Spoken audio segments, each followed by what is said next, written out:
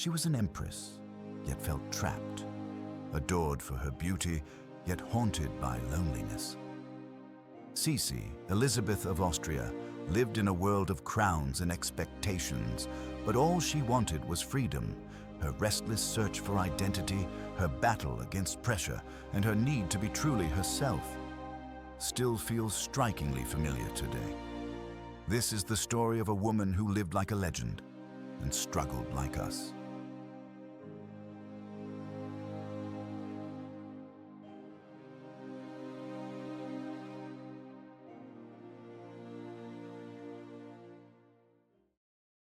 Long before she was an empress, she was simply Elizabeth, born on a December morning in 1837 in the palace of her father, Duke Maximilian of Bavaria.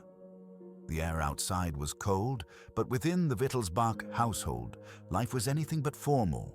Her father, known to all as Max in Bayern, was a man of music and wanderlust. He loved poetry, folk songs, and long rides through the Bavarian countryside. Her mother, Princess Ludovica, daughter of King Maximilian I of Bavaria, was gentler but often overshadowed by her husband's eccentricities. Together, they raised their children in a world that was less courtly than it was rustic, more lively than it was disciplined. Unlike the rigid palaces of Vienna, the family home at Possenhofen Castle on the shores of Lake Starnberg rang with laughter, music, and the clatter of horses. Elizabeth and her many siblings roamed the lakeside freely, climbing trees, fishing, and racing through meadows until dusk fell. The scent of pine and the sound of church bells marked her childhood more than etiquette or ceremony. She was shy yet playful, happiest outdoors. Animals became her companions, poetry her secret refuge. Court tutors tried to instill lessons of history and politics, but Elizabeth's heart was always with nature and verse. She would write of this time later with longing, of freedom unmeasured, of skies unclouded by duty. Yet even in those carefree years, the shadows of dynasty loomed. As a daughter of the Wittelsbachs, her future was never entirely her own. Marriages were not choices of love, but of diplomacy. Alliances were forged not in affection, but in calculation, and though no one could yet know, Elizabeth's destiny was already beginning to form beyond the Bavarian hills. For soon, she would be summoned to a meeting that would change her life and the fate of an empire. It was the summer of 1853 when Elizabeth's life took a sudden and irreversible turn. At just 15 years old, she accompanied her mother and elder sister Helene on a journey to Austria. The destination, the spa town of Bad Ischl, where Europe's most eligible bachelor, Emperor Franz Joseph, was to select his bride. Helene was the chosen candidate. She was composed, dutiful, and raised with the expectation of marrying into power. Elizabeth, by contrast, was brought along almost as an afterthought. Shy, unpolished, her hair in braids, her eyes wide with curiosity rather than ambition. But fate has its own designs. When Franz Joseph entered the drawing room to meet Helene, his gaze did not linger on the carefully prepared sister. Instead, it drifted toward the younger girl seated quietly at the side. Elizabeth, barely 16, with a natural grace untouched by courtly artifice. Her presence struck him with such force that, as witnesses recalled, he scarcely noticed Helene at all. The emperor's decision was swift. Against all expectation, he declared his wish to marry Elizabeth. As one courtier later remarked, in that instant, destiny shifted from one sister to the other. For Elizabeth, it was bewildering. She had not been prepared for this role, nor trained in the rigid codes of the Viennese court. Yet within months, the announcement was made. The shy Bavarian princess would become Empress of Austria. In Vienna, the news was greeted with relief and celebration. Franz Joseph, then 23, had chosen a bride who promised to bring youth and beauty to the Habsburg throne. The newspapers wrote admiringly of her golden hair and delicate figure, painting her as the fairy tale princess of a new era. But behind the smiles and ceremony, Elizabeth felt the weight of an empire closing around her. The freedom of Possenhofen would be left behind. Ahead lay a crown, a court, and a cage of iron etiquette from which escape would prove impossible. And so, in April 1854, at the age of 16, Elisabeth of Bavaria became Empress of Austria. The fairy tale had begun. Yet fairy tales, as she would learn, can also be prisons. The wedding of Elizabeth and Franz Joseph took place in Vienna on the 24th of April, 1854. The city was ablaze with celebration. Church bells pealed, banners unfurled, and crowds thronged the streets to glimpse their radiant new empress. In portraits, she appeared every inch the fairy tale bride. A cascade of golden hair, a gown glittering with jewels, her youthful beauty dazzling the empire. But behind the glitter lay a harsher reality. The Viennese court was among the most rigid in Europe, a place where protocol ruled with an iron hand.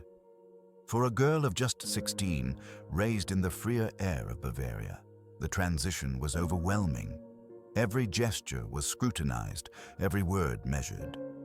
Days began with audiences, continued with ceremonies, and ended with rehearsed displays of imperial dignity. At the center of this suffocating world stood Archduchess Sophie, Franz Joseph's formidable mother. Intelligent, politically astute, and deeply conservative, Sophie regarded Elizabeth not as a daughter-in-law to be cherished, but as a young girl to be molded.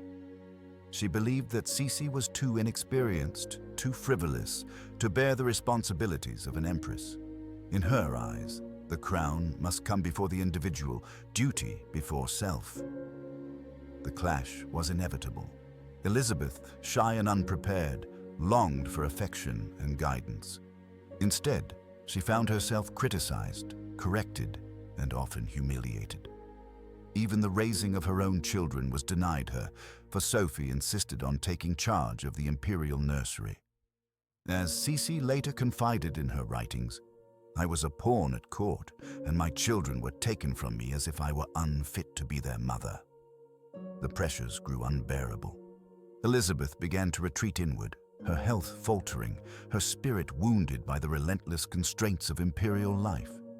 The very qualities that had enchanted Franz Joseph, her youth, her naturalness, her free spirit, seemed out of place within the marble corridors of Vienna. The Empress found herself trapped between admiration and suffocation, between the expectations of a dynasty and the yearnings of her heart. And so, even in her earliest years as Empress, the pattern of her life was set, celebrated in public, restless in private, an adored figure of beauty, but a lonely woman in a gilded cage. As the years passed, the gilded halls of Vienna did not grow easier for Elizabeth. Instead, their weight pressed more heavily upon her. But rather than surrender to the suffocating rituals of court, she began to resist, crafting her own form of rebellion, not through words or decrees, but through her very body and image. Sisi's beauty became her armor. Each morning, she devoted hours to her legendary routines. Her hair, thick chestnut brown, falling to her ankles, required entire afternoons of brushing, sometimes lasting 3 hours or more. Her waist, trained through tight corsetry and exercise, measured scarcely 19 inches. She consumed little, often restricting herself to broth, fruit, or a glass of milk, determined to maintain the slim figure that made her the envy of Europe. She exercised with the discipline of an athlete. Gymnastic rings were installed in her palace apartments. She fenced, she hiked, she trained until exhaustion. Above all, she rode. For hours, she would gallop through the countryside, her horse a symbol of the freedom she could not claim elsewhere. In the saddle, Elizabeth was untouchable, fearless, commanding, alive. Courtiers marveled and gossiped in equal measure. They called her eccentric, even vain. But for Elizabeth, these routines were not vanity. They were survival. In a world where every decision was made for her, the control of her own body was the only domain in which she reigned supreme. Her rebellion also took quieter forms. She wrote poetry in secret, often melancholic verses about loneliness, freedom, and the burdens of her crown.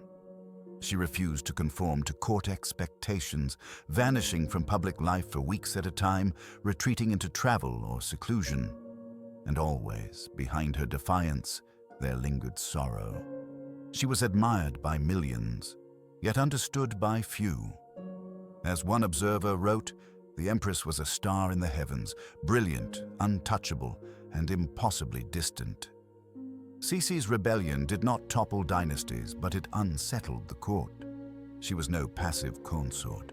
She was a woman who refused to be broken, an empress who fought her cage with beauty, discipline, and an unyielding will. For all her beauty and poise, Elizabeth was not spared the cruelties of family life within the Habsburg dynasty. Marriage to Franz Joseph brought children quickly, yet even in motherhood, her authority was denied. Archduchess Sophie, ever commanding, took charge of the nursery, dictating when and how the imperial children should be raised. Sisi was reduced to the role of visitor in her own children's lives, her maternal instincts stifled by protocol. The conflict reached its sharpest point with the birth of her first daughter, also named Sophie. The Empress longed to cradle her child, to nurture her with the tenderness she herself had known in Bavaria. But Sophie, the Archduchess, insisted the baby belonged to the dynasty, not to the mother. As one courtier remarked bitterly, the child was placed into the arms of duty before she was placed into the arms of love. In 1857, tragedy struck. During a state visit to Hungary, little Sophie, just 2 years old, fell ill with a sudden fever. Within days, she was gone. The loss shattered Elizabeth. She blamed herself for bringing the child on the journey, and the grief carved deep lines into her heart. Franz Joseph mourned quietly, but Elizabeth's despair was raw, uncontained. In her private poems, she would write of death as a merciful release, a theme that would haunt her thoughts for the rest of her life. Her surviving children, Gisela, Rudolf, and later Marie Valerie, were loved fiercely, yet her relationship with them remained shadowed by the presence of Archduchess Sophie. Even her son, Crown Prince Rudolf, would grow up closer to tutors and politics than to his mother's embrace. It was during these years that Elizabeth began to turn inward, deepening her melancholy and outward toward the wider world. Her restlessness intensified. Vienna, with its gilded halls and oppressive protocols, felt unbearable. She longed for escape, not only from the court, but from the pain that lingered in every chamber of the Hofburg. The loss of her child marked a turning point. Sisi's beauty, her riding, her relentless self-discipline, these were no longer just acts of rebellion. They became acts of survival against grief, against despair, against a loneliness that no crown could cure. Amid her sorrows and restlessness, one land offered Elizabeth a refuge unlike any other: Hungary. From her earliest visits, she was captivated by its wide plains, its spirited people, and its sense of independence. The Hungarians, for their part, adored her. They saw in Sisi not the cold face of empire, but a woman of warmth, beauty, and genuine sympathy for their cause. Her bond with Hungary was not merely sentimental. She threw herself into learning the Magyar language, mastering its difficult cadences with determination.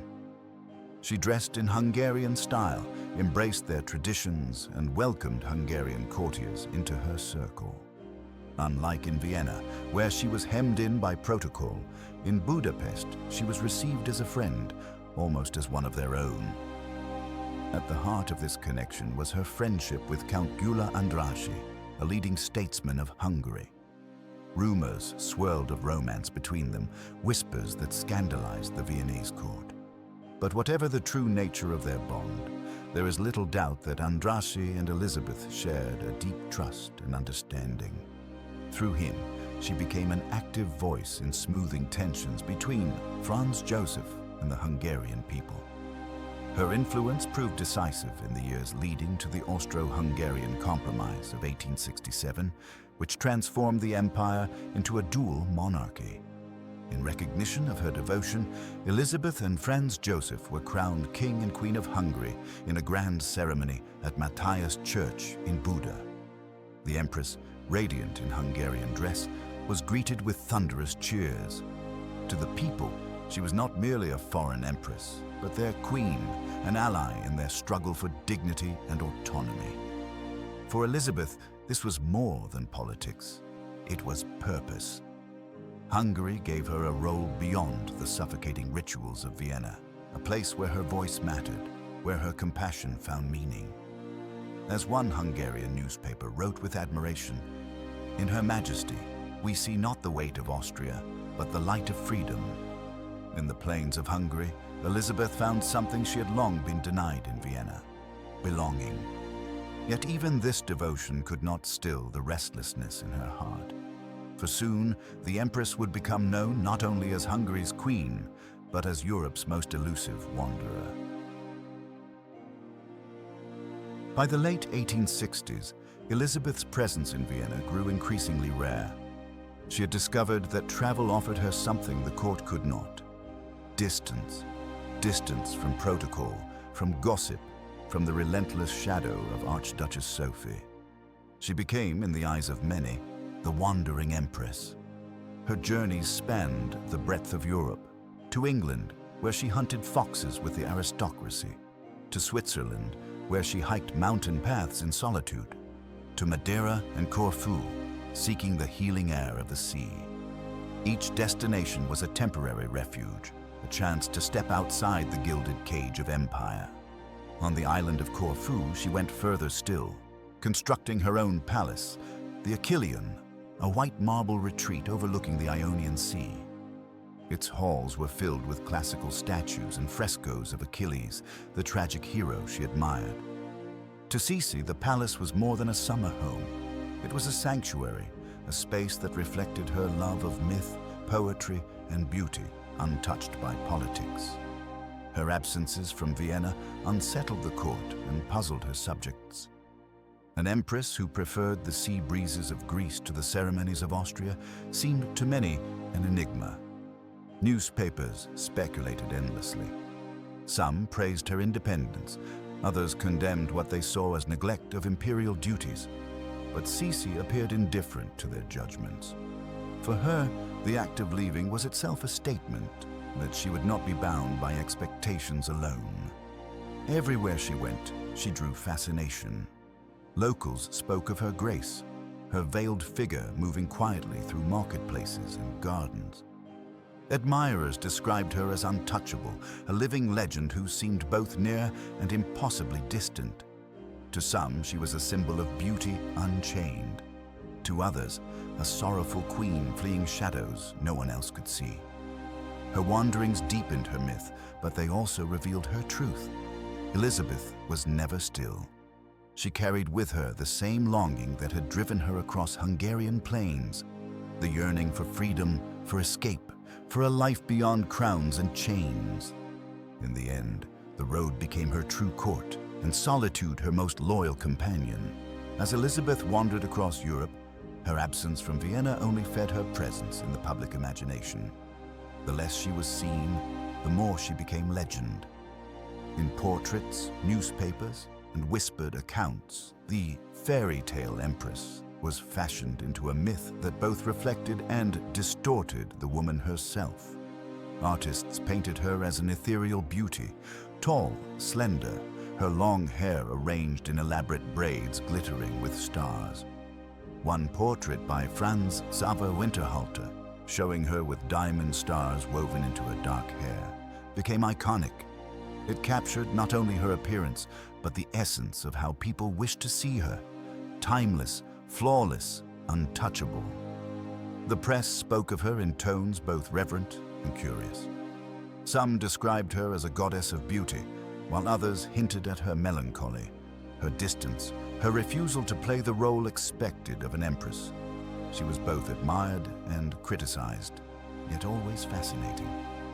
As one Viennese newspaper observed, Her Majesty is like a star, radiant in the heavens, yet beyond our reach. But behind the images and words, Elizabeth wrestled with her own reflection. In her poetry, written privately, she described herself as restless, alienated, even imprisoned by her beauty. She confessed that the admiration of the world felt hollow, for it saw only the surface, never the sorrow beneath. "I am a seagull," she wrote, "who longs for the sea, but is bound to the land." This duality between the woman and the myth, the mirror and the reality, defined Elizabeth's life. To the world, she was a vision of beauty, elegance, and romance. To herself, she was a wanderer in search of freedom, haunted by grief and solitude. And with every year, the gap between those two images widened. In that widening space, her legend grew. For myths do not need to be true, they need only to be believed. And Sisi, the Empress of Austria, had become a mirror in which a restless age saw its dreams and its sorrows reflected. By the late 1880s, Elizabeth's life had already been marked by restlessness and sorrow, but nothing could prepare her for the blow that would strike in January of 1889, an event that shook not only her family, but the entire empire. Her only son, Crown Prince Rudolf, heir to the Habsburg throne, was found dead at Meierling, a hunting lodge outside Vienna. He was just 30 years old. At his side lay Baroness Mary Wetzera, a young woman of 17, also lifeless. The tragedy was quickly shrouded in secrecy, the official version declaring a suicide pact. Yet whispers spread of scandal, despair, and forbidden love, filling Europe's newspapers with speculation. For Elizabeth, the news was devastating. Her son, her only male child, the future of the dynasty, was gone in a moment of desperation and tragedy. She withdrew into silence, consumed by grief. In letters, she wrote of herself as already half dead, wandering through life as a shadow. "The world," she confessed, "is now empty for me." Rudolf's death left the empire shaken. The succession passed not to Franz Joseph's line, but to the emperor's younger relatives, altering the course of Habsburg history. For Elizabeth, however, dynastic concerns meant little compared to the loss of her son. She wore black for the rest of her life, her face increasingly hidden by veils when in public. The empress, once celebrated for her beauty and radiance, now cloaked herself in mourning. In Meierling, Elizabeth saw not only the end of her son's life, but the collapse of hope. The tragedy deepened her wanderings, pushing her further into solitude and melancholy. Friends and courtiers spoke of her as a woman untethered, carrying a grief too heavy for words. She became less a sovereign and more a figure of sorrow, moving quietly across Europe like a ghost of her former self. For the empire, Meierling was a dynastic crisis. For Elizabeth, it was simply heartbreak. And from that moment onward, the Empress of Austria was never again the same. After Meierling, Elizabeth seemed to drift further from the world. She became a figure wrapped in black silk and heavy veils, her once famous beauty hidden from the gaze of admirers. To strangers, she was almost unrecognizable. An empress who slipped through train stations and harbors quietly, shunning ceremony, moving like a shadow across Europe. Her life became one of perpetual motion. From the mountains of Switzerland to the islands of Greece, from the coasts of France to the streets of Italy, she wandered ceaselessly. She rarely lingered in Vienna, appearing only when protocol demanded. In her solitude, she filled notebooks with poetry, verses that revealed a woman weary of life, drawn increasingly toward the idea of death as release. "I long to be dissolved into the air," she wrote, "to vanish like a bird into the sky." Those who encountered her in these years spoke of her as courteous, even kind, yet always distant. Admirers caught glimpses of her walking quickly through promenades, her parasol tilted low, her face veiled. She seemed both present and absent, a sovereign who had become a wanderer, almost a myth in her own lifetime. Her husband, Franz Joseph, remained devoted, though their lives were now separate. He bore the weight of the empire, while she pursued an endless search for peace. Their correspondence was tender, respectful, yet marked by the distance of two lives moving along different paths. Elizabeth's reputation continued to grow. She was admired as a tragic beauty, pitied as a sorrowful queen, and idolized as a figure of freedom in an age of empire. Yet for the woman herself, all of this admiration was empty. What she sought, she could not find, neither in palaces, nor in poetry, nor on the open road. She was an empress who belonged everywhere and nowhere. By the mid-1890s, her wanderings had become almost constant. She traveled incognito when she could, under simple names, avoiding the gaze of the public. But wherever she went, whispers followed. The world could not let go of Sisi, the empress who refused to stand still. On the 10th of September, 1898, Elizabeth was walking along the shore of Lake Geneva. She wore her customary black, a parasol in her hand, her face veiled against the curious gaze of strangers. To the casual eye, she appeared not as an empress, but as a widow traveling quietly through Switzerland. As she prepared to board a steamer, a man approached. He was Luigi Lucchini, an Italian anarchist, who carried with him a sharpened file. In a swift motion, he struck her in the chest. Elizabeth stumbled, unaware at first of the wound's severity. She continued walking, boarded the ship, and only then collapsed. Within the hour, the Empress of Austria was dead. The news stunned Europe. Monarchs, ministers, and ordinary citizens alike mourned a woman whose life had been both dazzling and tragic. To her admirers, she was the fairy tale empress, struck down in senseless violence. To her critics, she was the restless wanderer, always distant from her empire.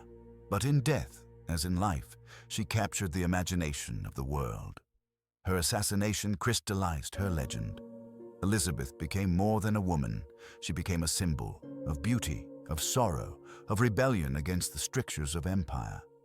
Statues were raised, poems composed, and in the decades that followed, films and novels carried her myth far beyond the borders of Austria-Hungary. Yet behind the legend remained the truth of a woman who longed for freedom. A woman who sought solace in poetry, who rode across plains with the wind in her hair, who found purpose in Hungary and sorrow in the halls of Vienna. An empress who belonged as much to myth as to history. Today, her name endures. Sisi, a figure both radiant and tragic, who continues to fascinate because she was never only one thing. She was both crown and exile, both beauty and melancholy, both sovereign and wanderer. She was, above all, a woman who refused to be defined by the cage of her crown. And so, when we remember Elisabeth of Austria, we return to that image. The young empress riding across the Hungarian plains, hair streaming in the wind, unbound, untamed, and for a fleeting moment, free.